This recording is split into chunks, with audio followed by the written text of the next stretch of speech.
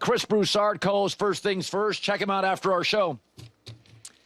So, it's interesting. Right now, and they play tomorrow night in L.A., the Warriors-Lakers would play in the first round. I mean, it'd be a great series. Warriors are deeper.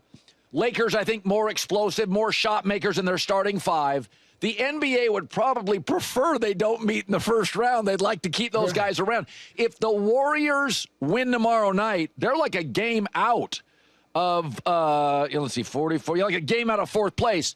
If the Lakers-Warriors played today in a series, who would you like and why? Because I think it would be one of the great first-round series of all time. Well, I'm with you in that. I'd love to see it be later in the playoffs. But I would go with the Lakers, Colin. And I like Golden State. I really like them a lot. Obviously, they've been playing well since Jimmy Butler. They're 18-2 with Butler and Steph playing together. But the Lakers with Luka and LeBron. Now, I am assuming LeBron will be playing great basketball. He hasn't since he's been back from the injury, right. And that could be a concern, right? He looked good against Memphis, very good. But the other games, he hasn't played well. If that's the LeBron we're getting, then give me Golden State. But if LeBron's going to get back to the way he was playing before he went down a few weeks ago, I like the Lakers.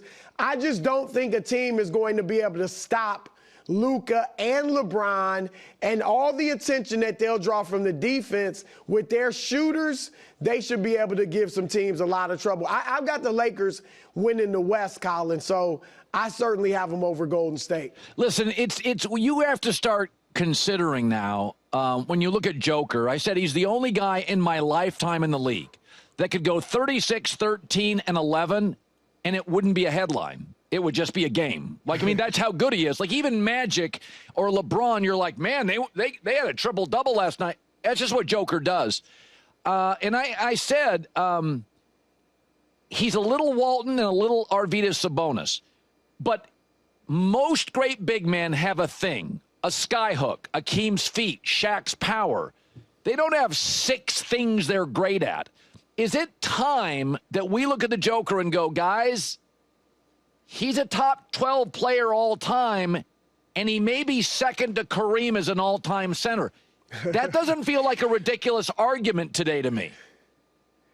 Well, I think he needs more hardware, and by that I don't mean MVP trophies. He's obviously got plenty of those. He needs more championships. All the guys, I believe, just off in the top 12, they all have more than one ring. And I get it. Shaq had Kobe and then D-Wade. Kareem won 5 championships with Magic. Russell obviously had a host of Hall of Famers around him. Wilt, won it with Hal Greer in Philadelphia and then Jerry West and those guys in L.A. So Jokic hasn't had the supporting cast that these guys have had. But right now, Colin, I've got him as the 6th best center. You got the big 4, Russell, Kareem, Shaq, Wilt, however you want to rank them, and then Olajuwon, and then Jokic for me. I've got him 6.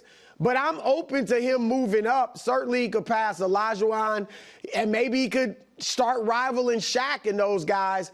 But I need to see more championships. He's only been to the conference finals, I believe, twice. And so I just think he has to start winning more. But one of his legacies is this, Colin. He is the first point center. Scottie Pippen kind of popularized the point forward. Paul Pressey, a few guys before Pippen. But Jokic is the first point center where he really is their point guard, but he's also their center. The dude is phenomenal. He's an all-time great. And, yes, I hope he can get in that top 12 discussion by winning more championships because he certainly deserves it. I had said this is that the Boston Celtics, I like the Boston Celtics to repeat, but I think we've gotten to a point now we don't quite get what they are. So between Danny Ainge and Brad Stevens, there's an argument. Those are 2 of the best GMs in the league. And they have been building this puppy for about 7 to 8 years. Everybody can pass, dribble, and shoot, and almost everybody can defend. And I don't think because Tatum sort of he's not I'm an emotional player. He doesn't have this one classic move that we kind of undervalue him. Jaylen Brown is a great 2, but again, it's such a culture, it's such a team of talent that I think sometimes I look at the Celtics and I go, folks, they're the best road team. Maybe since Shaq and Kobe. I remember Shaq and Kobe going on the road. Home court didn't matter with Shaq and Kobe. Yeah. It didn't matter with Jordan, like those Bulls teams. I look at Boston. I like OKC. I like Cleveland. I think Boston's a prohibitive favorite. Home court doesn't even matter to them. Look, I think they're the prohibitive favorite in the East. Cleveland, look, great season, but they've struggled lately. I mean, they've lost 5 of their last 9, I believe. And Donovan Mitchell had a big game recently, but he's only shooting 37% in March, 21% from 3. So they got to get him back at the top of his game. But, yeah, I like Boston in the East. And, look, I probably would take Boston over the Lakers, at least right now. Don't hold me to that.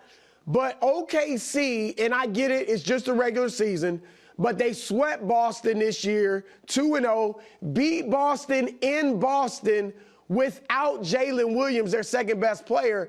So I think OKC is a tough matchup for Boston. OKC defends the 3 really well. Obviously, they got Shai. They've got size. So I don't think they're a definite to win the championship, but I definitely think they come out of the East. And you raise a good point, Colin. If they win this championship, that'll be 2 straight, first time in like 7 years that a team has repeated. You have to start talking about them. How good are they historically? And I'll be honest, at this moment, I don't think any of us think of them as some great historic team. No. Not even among the Celtics, right? With Bird and even before that, Russell. So we probably do undervalue them, and if they win the championship again, we'll have to start re-looking at how we categorize them.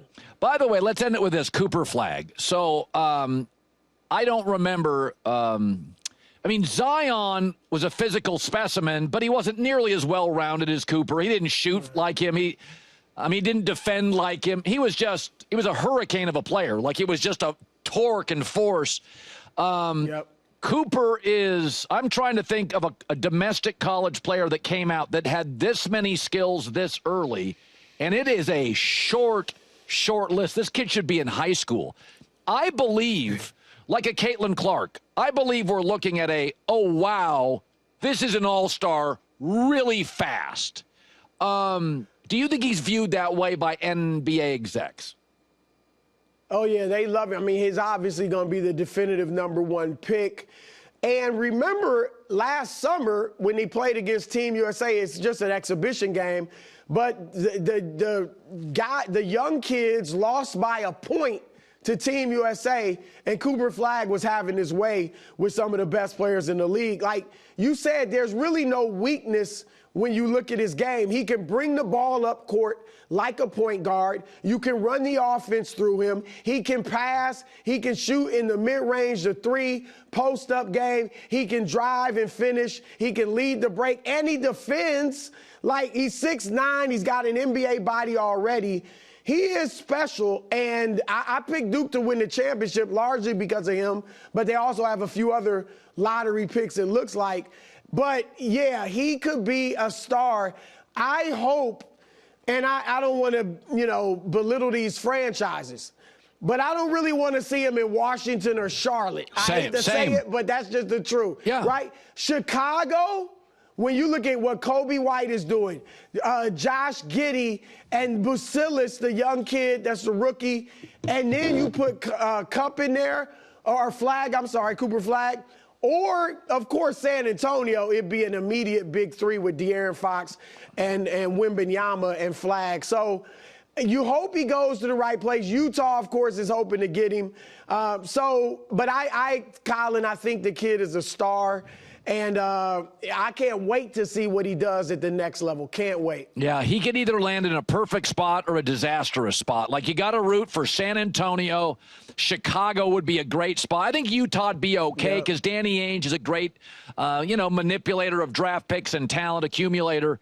Chris Broussard, first things first, stopping by late notice today. Appreciate it, bud. Thanks, Chris.